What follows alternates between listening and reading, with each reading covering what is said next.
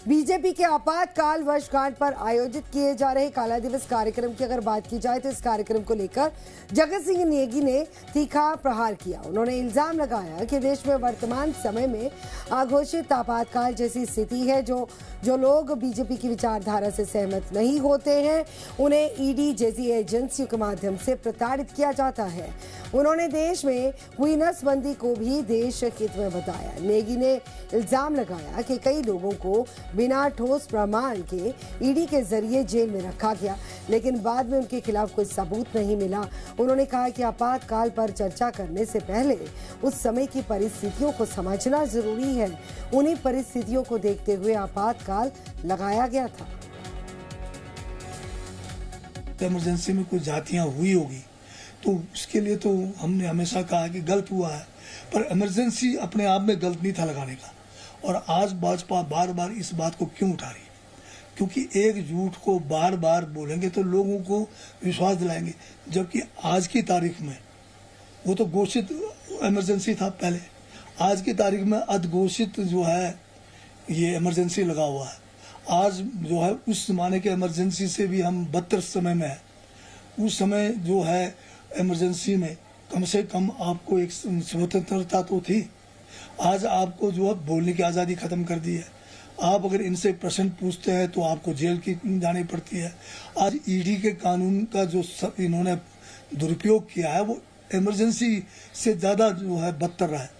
आज जिस मर्जी आदमी के खिलाफ 500 रुपए वाले को भी ईडी में आप अंदर कर देते हैं, उसको साल साल बेल नहीं मिलती।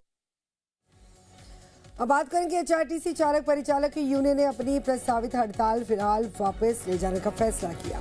बुधवार देर शाम additional chief secretary RD Najeem के साथ करीब 3 घंटा तक जो वार्ता हुई, उसके बाद यूनियन और सरकार के बीच में सहमति बनी, जिसके बाद यूनियन ने हड़ताल को समाप्त किए जाने की घोषणा कर दी। एचआरटीसी के ड्राइवर यूनियन के अध्यक्ष मान सिंह ठाकुर ने यह बताया कि सरकार ने कर्मचारियों की करीब 42 में से 45 करोड़ रुपए की देनदारियां और मांगों को स्वीकार किया है। समझौते के तहत कर्मचारियों को 12 महीने का लंबित ओवरटाइम भुगतान किया जाएगा, जबकि भविष्य में ओवरटाइम की राशि 1 से 2 महीने के भीतर नियमित रूप से जारी की जाएगी। उन्होंने कहा कि मेडिकल रिम्बर्समेंट के तकरीबन 7 करोड़ 30 लाख रुपए जारी किए जाने पर भी सहमति बन चुकी है और इसके अलावा चालक परिचालक और मैकेनिकों को एक वर्दी की नगद भत्ता तथा एक वर्दी जो है वो तत्काल प्रभाव से उपलब्ध कराई जाएगी। श्री नजीम सिंह से हमारी वार्ता हुई, लगभग 3 घंटे बात चली और उसमें उन्होंने काफ़ी सारी हमारी मांगों को माना। लगभग 42 से 45 करोड़ रुपया उन्होंने देने की बात की। उसने हमारी डिमांड थी, उन्होंने सारी हमारी डिमांड्स को माना और लगभग 42 से 45 करोड़ रुपया एचआरटीसी के कर्मचारियों को उन्होंने दिया। हिमाचल प्रदेश में साल 2013 से चल रही कौशल विकास भत्ता योजना की बात करेंगे और इसी योजना के तहत अब युवाओं के फॉर्म जमा नहीं हो रहे हैं, जिससे कौशल प्रशिक्षण देने वाले युवाओं को खासी दिक्कतों का सामना करने के लिए मजबूर होना पड़ा। कुल्लू के रहने वाले छात्र तनुज की बात करेंगे। तनुज का ये कहना है कि वे जब इस योजना का लाभ लेने के लिए रोजगार कार्यालय पहुंचे तो वहां पर पता चला कि फिलहाल इस योजना के तहत कोई भी फॉर्म जमा नहीं करवाए जा सकते और ऐसे में उन्हें प्रशिक्षण लेने के लिए यानी कि ट्रेनिंग के लिए अब अपनी जेब से पैसे खर्च करने होंगे। छात्र तनुज का ये कहना है कि प्रदेश में कई युवा ऐसे हैं जो ट्रेनिंग के लिए पैसा खर्च नहीं कर सकते हैं क्योंकि वे काफ़ी गरीब परिवार से आते हैं। तो ऐसे में सरकार को चाहिए कि वे इस योजना के तहत फॉर्म लेना फिर से शुरू करें ताकि बेरोजगार युवाओं को कौशल भत्ता विकास योजना के तहत आगामी समय में कुछ रोजगार मिल सके। और मैं तो पहले इस ज्ञापन के माध्यम से प्रदेश सरकार का धन्यवाद करना चाहूँगा कि पिछला जो बैलेंस था जो एसडीए को नहीं मिल रहा था 1.5-2 सालों से, तो वो इस बार जो है प्रदेश सरकार ने बहाल कर दिया। तो इसके लिए बहुत सारी शुभकामनाएं बच्चों को भी, पेरेंट्स को भी जिनको भत्ता मिला और जिनको थोड़ा रिलैक्सेशन मिला होगा। तो सरकार का बहुत बड़ा धन्यवाद कि आपने इतना बड़ा जो बेनिफिट जो है जनता को समर्पित कर दिया। तो एज ए कि मैं तो यही चाहता हूँ कि अभी जो है हमारा भत्ता ज़्यादा स्टार्ट हो जाए, क्योंकि हर कोई ऐसा जो नहीं भर सकता है कुछ एक स्टूडेंट्स ऐसे हैं जो शायद फीस दे भी सकते हैं, आगे कुछ कर भी सकते हैं, बट कुछ एक स्टूडेंट्स ऐसे भी हैं जिनके लिए थोड़ा मुश्किल है। बट हमारी सरकार की तरफ से मैं सिर्फ इतना कहना चाहता हूँ कि जितने भी स्टूडेंट्स हैं वो हर कोई सेम नहीं होता। कुछ एक बच्चे हो सकते हैं जो बिना कौशल विकास भत्ता के भी कोई कोर्स कर पा रहे हैं, और ये जो कौशल विकास भत्ता है, मेरा मानना है कि ये कोई ऐसे सिर्फ पैसा नहीं है, कुछ एक बच्चों के लिए ये उम्मीद भी रहती है कि हो सकता है कि कोई और खर्चा या ट्रैवल का कोई इंश्योरेंस या कुछ और थोड़े बहुत बुक्स के लिए या किसी और चीज़ के लिए भी थोड़ी जैसी उम्मीद देता ही है। तो मेरा मानना इतना है कि हमारे जितने भी सरकार की तरफ से या मेरी जितने भी हमारे स्टूडेंट्स की तरफ से मैं यही बोलना चाहता हूँ कि ये भत्ता जो है वो दोबारा शुरू करा जाए।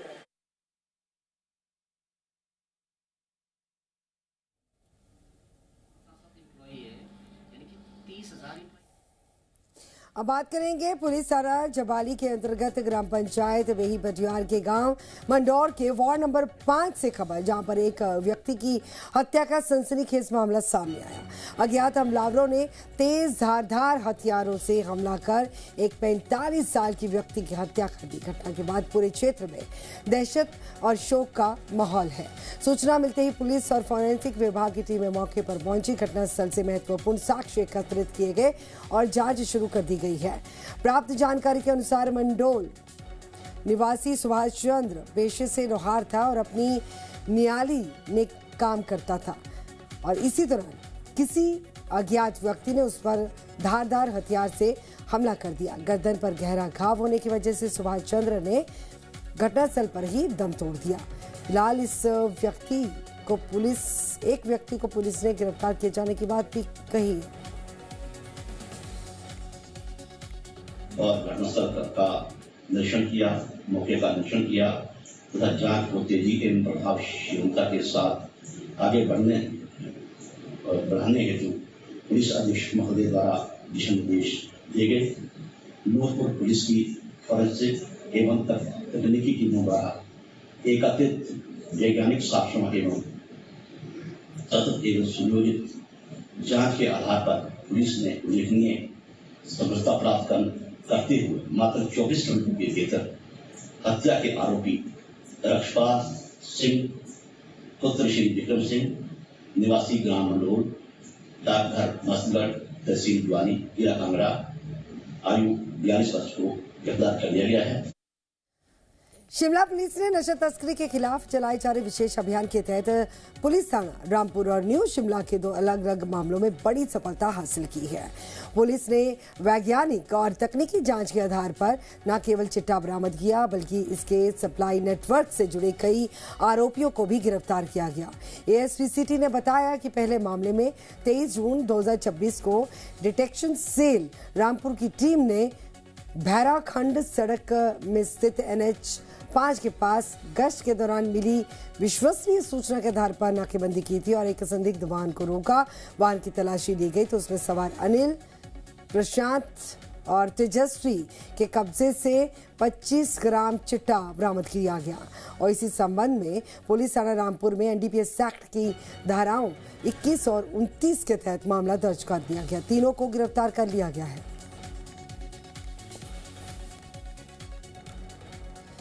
अब बात करेंगे ब्लॉक समिति चंबा के अध्यक्ष और उपाध्यक्ष दोनों पदों पर बीजेपी ने कब्जा जमा लिया है। ब्लॉक समिति के अध्यक्ष के तौर पर काजल कुमारी, जबकि उपाध्यक्ष के तौर पर हेम सिंह ने चुनाव जीता। सबसे दिलचस्प बात तो ये रही कि 18 पंचायत समिति सदस्य वाले चंबा ब्लॉक के अध्यक्ष के तौर पर ताजपोशी के लिए क्रॉस वोटिंग हुई, जिसके चलते बीजेपी और कांग्रेस के दोनों उम्मीदवारों को 9-9 वोट डले। बहरहाल दोनों में से किसी एक को विजेता घोषित किए जाने के लिए पर्ची डाली गई और इसी दौरान काजल कुमारी ब्लॉक समिति चंबा की अध्यक्ष चुनी गई और इसके अलावा उपाध्यक्ष पद के लिए वोटिंग जो हुई उसी दौरान बीजेपी समर्थित हेमराज को 11 वोट, जबकि कांग्रेस के प्रत्याशी को महज 7 वोटों से संतोष करना पड़ा। उदयपुर वार्ड अपनी BDC मेंबर का धन्यवाद करती हूं और अपनी भारतीय जनता पार्टी का भी धन्यवाद करती हूं जिन्होंने मुझे इस लायक समझा और मुझे अध्यक्ष के पद पर चुना। मैं अब कोशिश यही रहेगी कि सभी के उम्मीदों पर खड़ी उतरूं। नंबर 2 मुसलमान पंचायत मैं सभी वीर सिद्धेश्वर का धन्यवाद करता हूँ कि उन्होंने मुझे बहुत वोट से भी जिताया है। धन्यवाद। ख्याल नहीं था, और जो हमारी चेयरमैनी के जब मत पड़ने लगे तो उसमें हम 9-9 बराबर हो गए, पर जब उन्होंने निर्णय लिया कि इसका क्या निर्णय किया जाएगा तो हमने पर्ची डाली। पर्ची डालने में हमारी जो काजल कुमारी है वो विजय रही, और बेईमानों का जो था वो नाश हो गया। हमारे पास 15 लोग थे, इन कांग्रेस के पास 3 लोग थे, लेकिन इन्होंने जोर जबरदस्ती करके उनको डरा धमका करके साथ में लेने की कोशिश की, और अंदर भी इनको डराया गया। आज सुबह से देख रहे 11 बजे से हम यहाँ पहुंचे हुए हैं। इतना लेट प्रोसेस 18 वोट करने के लिए, इसमें पूरा प्रशासन जो है निका हुआ है। आज ज्येष्ठ मास की पावन निर्जला एकादशी के अवसर पर ऐतिहासिक नाहन शहर में श्रद्धा और सेवा का संगम देखने को मिला। शहर के विभिन्न क्षेत्रों में सामाजिक और धार्मिक संस्थाओं के द्वारा छबील लगाई गई, जहां पर लोगों को ठंडा पानी, शरबत और अन्य शीतल पेयजल वितरित किए गए। Doctor YS Parmar medical college Nahan के परिसर में भी आज कर्मचारियों के द्वारा छबील लगाई गई, जहां पर मेडिकल कॉलेज पहुंचे लोगों को ठंडा पानी और शरबत वितरित किया गया। निर्जला एकादशी का व्रत बहुत ही पुण्यकारी व्रत जो है माना जाता है, और ज्येष्ठ मास में ये जो व्रत आता है ये बहुत पुण्यकारी होता है। और इस व्रत को जैसे 24 साल में 24 एकादशी आती है, तो जो लोग 24 एकादशी नहीं कर सकते हैं तो उनके लिए एक ये व्रत बताएगा कि आज के दिन अगर इस व्रत को निर्जला व्रत किया जाए तो बहुत ही पुण्यकारी माना जाता है। और इसमें निर्जल रहना चाहिए, इसमें जल का जो है सेवन नहीं करना चाहिए, और जल इत्यादि जो जितनी भी जो शीतल चीज़ें हैं वो आपको दान करनी चाहिए। दान का बड़ा महत्व रहता है इसमें। हिमाचल कांग्रेस में बड़ा घमासान देखने को मिला। दरअसल किन्नौर जिलाध्यक्ष की नियुक्ति के मौके पर मंत्री जगत सिंह नेगी भड़क उठे, और राज्य मंत्री जगत सिंह नेगी का अपनी ही पार्टी पर बड़ा हमला। दरअसल उन्होंने इल्जाम लगाया कि बीजेपी की बी टीम की तरह काम कर रहे कुछ लोग, और जिन्होंने कभी झंडा नहीं उठाया, आज उन्हें जिम्मेदारी मिल रही है। बीजेपी का जो प्रत्याशी था, जो आज बड़ा खुश है, वो कमेंट्स दे रहा है कि जिसको बी टीम कहते थे वो ए टीम में आ गया। तो ये उनकी मिलीभगत तो हम पहले से कह रहे थे, क्योंकि हर इलेक्शन में हमने देखा कि ये लोग आपस में मिलकर हमारे हितों के जो है पार्टी के हितों के खिलाफ में थे। इलेक्शन रहे लोकसभा तक, तब भी इनका साथ नहीं रहा, क्योंकि ये लोग जो है ये स्लीपर सेल के रूप में काम करते रहे।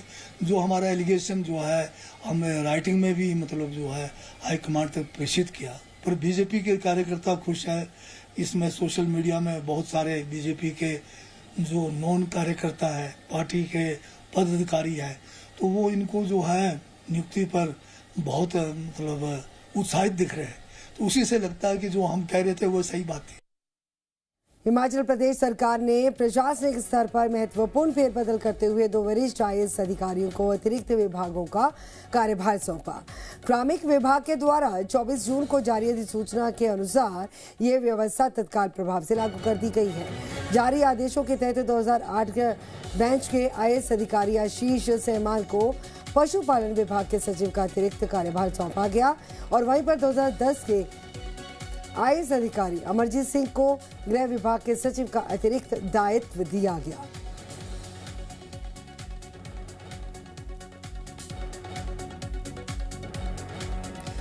हिमाचल प्रदेश के ग्रामीण विकास एवं पंचायती राज मंत्री अनिरुद्ध सिंह ने यह कहा कि केंद्र सरकार के द्वारा मनरेगा के स्थान पर लाई जा रही VB जी राम जी योजना से हिमाचल प्रदेश पर बड़ा वित्तीय बोझ पड़ेगा।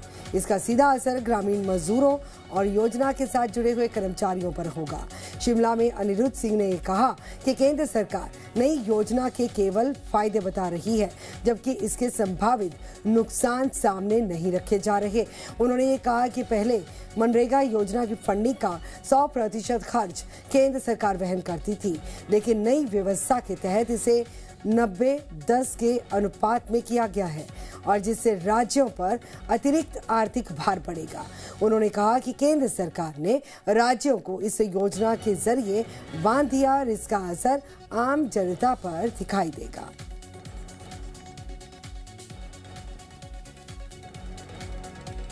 बिलासपुर जिले के राजकीय महाविद्यालय जुखाला का रुख करेंगे, जहां पर विज्ञान और वाणिज्य संकाय की कक्षाएं बंद किए जाने के विरोध में स्थानीय ग्रामीणों, छात्रों व पंचायत प्रतिनिधियों ने एकजुट होकर शिमला मटौर राष्ट्रीय राजमार्ग पर जुखाला में धरना प्रदर्शन किया और प्रदर्शन के दूसरे दिन भी सड़क को जाम करके रखा।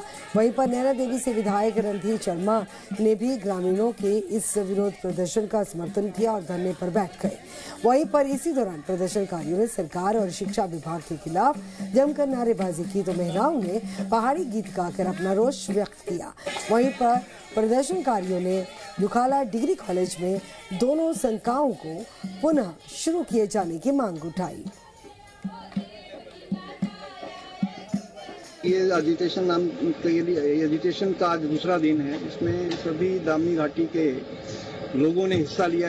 हमने डीसी साहब को अवगत कराया था कि जो साइंस ऑफ कॉमर्स की कक्षा है वो जल्दी से जल्दी शुरू की जाए।